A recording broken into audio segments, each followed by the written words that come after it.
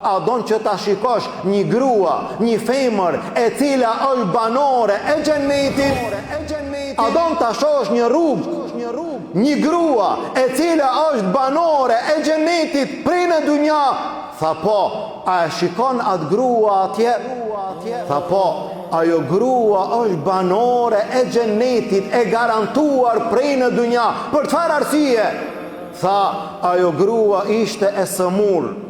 Kur e kapte sëmundja e saj, i çkinte teshat e saj, binte në rrugë. Shkoj te pejgamberi sallallahu alaihi wasallam. Tha, ja Rasul Allah, unë jam e sëmur, lutë Allahun, Allahu të më shëron.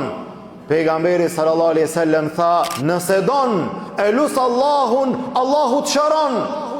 Mirë po, nëse don ban sabër, do t'jesh banore e xhenetit.